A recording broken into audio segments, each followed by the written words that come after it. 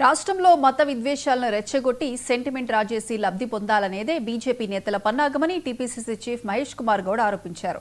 అసలు కేంద్ర మంత్రి హోదాలో ఉన్న బండి సంజయ్ ఏం మాట్లాడుతున్నారో ఆయనకేమైనా అర్థమవుతుందా అని ప్రశ్నించారు.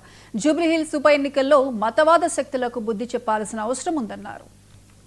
సంజయ్ గారు ఇప్పటికి కూడా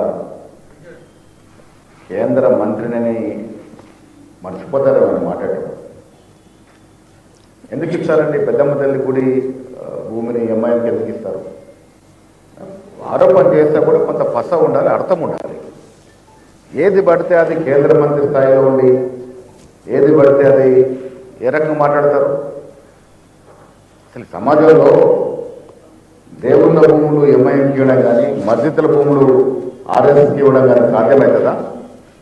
ఏం మాట్లాడుతున్నాడు ఆయన? చట్టం తెలియక మాట్లాడుతున్నా, చట్టం తెలిసి మాట్లాడుతున్నాడా? పెద్దమ్మ తల్లి గుడి ఆనాడు పి జనార్దన్ రెడ్డి కాంగ్రెస్ సిఎల్పి నాయకుడు చేసినటువంటి మంత్రి, ఒక మాజీ మంత్రి డెవలప్ చేసినట్టు గుడి.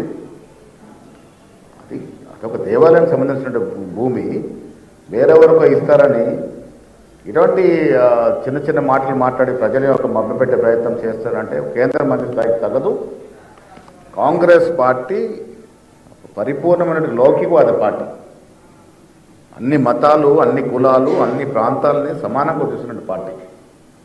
ఇలాంటి పసలేని ప్రజల్ని రెచ్చగొట్టే మాటలు ఇప్పటికైనా కేంద్ర స్థాయిలో మంత్రి పదవిలో ఉన్నటువంటి మాట ఎరిగి మాట్లాడితే మంచిదని నేను బండి సంజయ్ గారికి హితవు పలుకుతా ఉన్నాను. ఎప్పటికప్పుడు టెన్షన్ క్రియేట్ చేసి ఎప్పటికప్పుడు మతాల పద్యన విద్వేషాలు రెచ్చగొట్టి సెంటిమెంట్ రాజేసి ఎన్నికల్లో ఓట్లు వేసుకోవాలనే ప్రయత్నం చేస్తారు తప్ప మేము కేంద్రంలో మంత్రి స్థాయిలో ఉన్నాను, నేను కరీంనగర్కి పలానా ప్రాజెక్టు తెచ్చాను, కరీంనగర్కి పలానా ఇండస్ట్రీ తెచ్చాను, తెలంగాణ రాష్ట్రానికి పలానా ఇంత